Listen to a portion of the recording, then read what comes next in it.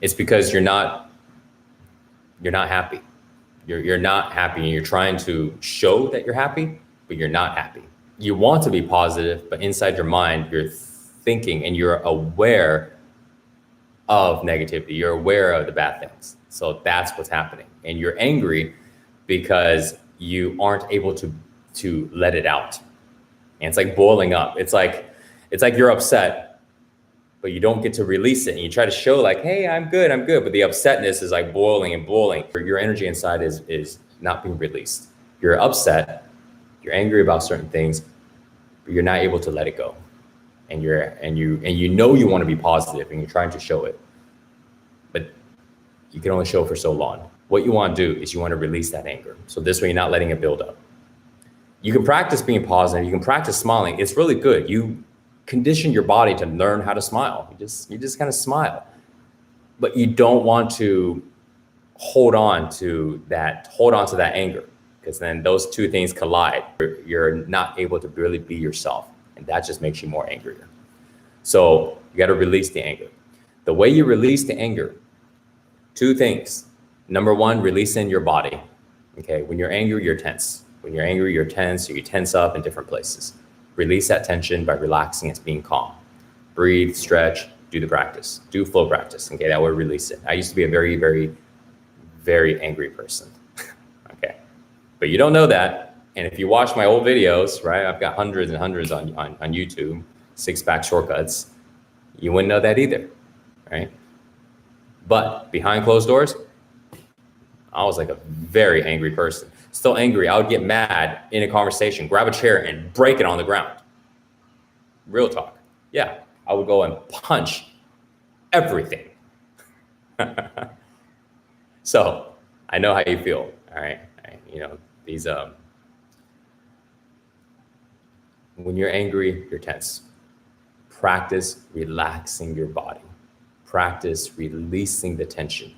When you get angry, release it on the spot. Don't carry it. Don't hold on to it. Don't get in your head. That's going to happen. Just remember, okay? You have to remember it when you're not angry. Okay, so you got to get very familiar with what you need to do. And you got to practice this when you're not angry. So this way, when you're angry, you're not having to go and try to think on the spot. You can't think on the spot when you're angry because you're angry.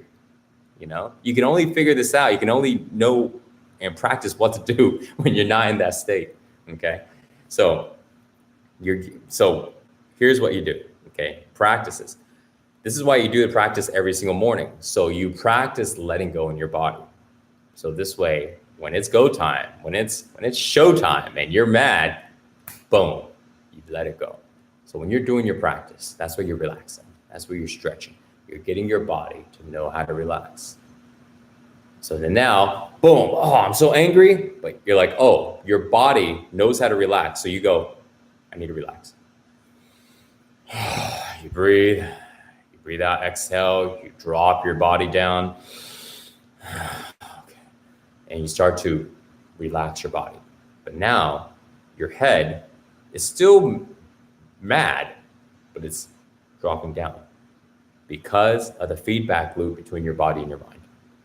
When you're angry, your energy of anger is there.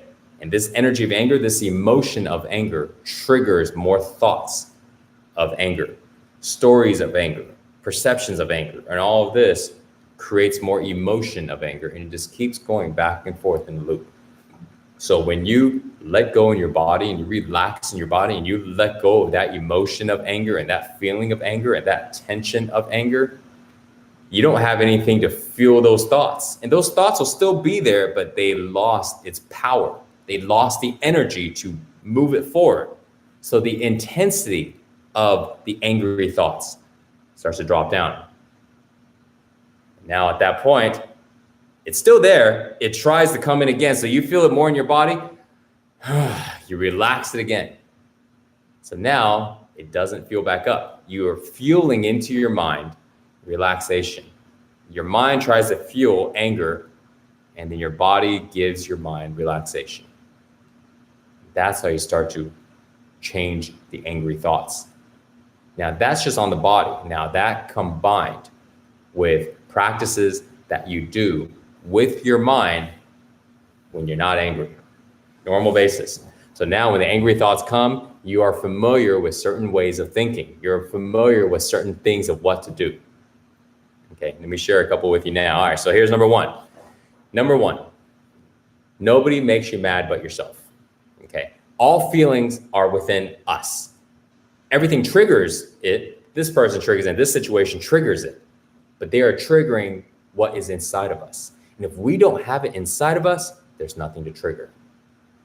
So we are responsible. We take responsibility 100% of our feeling, of the way we feel. That's number one. Why is this important? We are accepting that we have the ability to change it.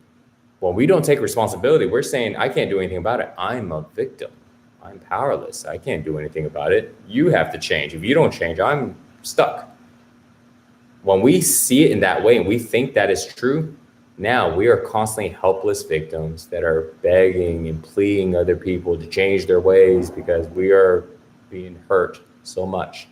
But when we realize that we are feeling this and we can let it go and people can be themselves and they can be whatever they want to be. And I have the ability to just walk away if I don't like you, you know, I can stop listening. I can direct my attention somewhere else, you know. We have the ability to also let it go on the spot. So that's the first thing, is you realizing we are responsible for all of our feelings and all of our emotions. It's not anybody else's fault. They are the trigger. That is what it is. And we want to go and let go of those triggers. Get away from those triggers the best we can, which is now number two. Get away from those triggers. Okay. We know that we're responsible for everything, but we don't want to make it that hard. It's already hard enough to go ahead and be peaceful and positive and happy all the time. So let's go ahead and make our life easier by looking around and seeing what's constantly triggering us. Who's the people? Who's the environments? What's the things? What things can we get rid of and what things can we not? Now we do our best. We make our changes. And then we got some changes that we can't do right now that takes money, resources, time in the future to do it. But there are some changes that you can do. There always is things that you can do right now. And you do them right now. You don't wait. Right now, you make the changes. So now you got rid of some things around that is triggering your anger. That's triggering these low emotions. Third thing, what are you doing every day to get yourself to feel something different? If we don't want to feel mad, we don't want to feel angry, well, what do we want to feel? If we don't replace it with something, then by default, we got to feel something. We're always feeling something. There's always some type of energy inside. So what is that energy going to be? If we don't replace it with something, then by default, it's going to be the old thing. So what do we do to replace it? Get yourself to feel good. Number one, do your morning practice. That will help you feel good. Meditate, stretch, move your body, strengthen your body, loosen up your body, breathe, massage yourself, tap massage. Get yourself to feel good. Number two, what activities are you doing every day that you enjoy that's making yourself feel good? That doesn't have negative effects. That's key. That's very important. Okay. Doesn't have negative effects. If you like to go out and eat ice cream, so do I. So it kind of has negative effects. You know why I was bloated this morning? Because I ate a whole pint of vegan mint chocolate ice cream yesterday. It was so good. It was for lunch. And then I was bloated and gas throughout the rest of the night. What are you doing for yourself that feels good for you? Okay. Whatever it is for you, make sure it doesn't have negative effects, and be real. Be real with it. You know, if it has negative effects, it is what it is. If it's a huge negative effect, you might want to stay away from it. You know, if it's a small negative effect, use your best judgment. But how often are you doing that? Do that. Okay. So that's number three.